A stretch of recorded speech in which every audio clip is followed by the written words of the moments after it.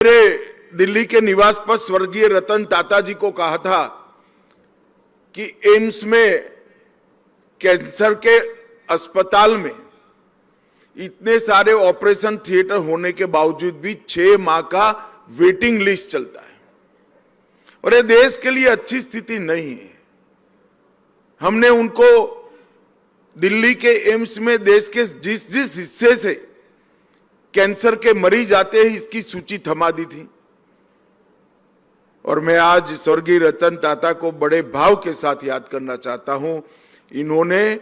13 के 13 स्थानों पर कैंसर इंस्टीट्यूट बनाकर आज भारत भर के कैंसर मरीजों का टाटा ट्रस्ट ने बहुत बड़ा सेवा किया है।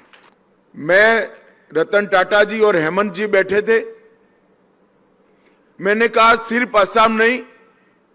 पूरे नॉर्थ ईस्ट में तकलीफें हैं, तो इंस्टीट्यूट के साथ साथ आप 13-14 सेंटर बनाइए जो हर नॉर्थ ईस्ट के राज्य में होंगे, जहां कैंसर का आइडेंटिफिकेशन और पोस्ट ऑपरेटिव सारी इलाज की व्यवस्थाएं करा दीजिए, तो उनको अपने राज्य से ऑपरेशन के बाद यहां नहीं आना पड़ेगा और टेस्ट के लिए भी यहां नहीं आना पड़ेगा। मुझे आनंद है कि आज उसमें से 2 कैंसर सेंटर बनने के बाद 14 में से 12 कैंसर सेंटर बनाने का काम आज पूरा हो गया है। एक प्रकार से कंप्लीट व्यवस्था कैंसर के उपचार की हो रही और प्रोटॉन थेरेपी जैसी अत्याधुनिक तकनीक जो बहुत महंगी है, देश के किसी भी सरकारी अस्पताल में प्रोटॉन थेरेपी की व्यवस्था नहीं है। हम सब जानते हैं जो निजी अस्पताल होते हैं वहां चिकित्सा का दर बड़ा महंगा होता है, मगर आज हेमंत जी 400 करोड़ की लागत से असम के कैंसर सेंटर में प्रोटॉन थेरेपी को भी एस्टैब्लिश करने जा रहे हैं और असम देश में पहला राज्य बनेगा जहां सरकारी अस्पताल में प्रोटॉन थेरेपी होगी। मेरे दिल्ली के निवास पर स्वर्गीय रतन टाटा जी को कहा था कि एम्स में कैंसर के अस्पताल में इतने सारे ऑपरेशन थिएटर होने के बावजूद भी 6 माह का वेटिंग लिस्ट चलता है और ये देश के लिए अच्छी स्थिति नहीं है। हमने उनको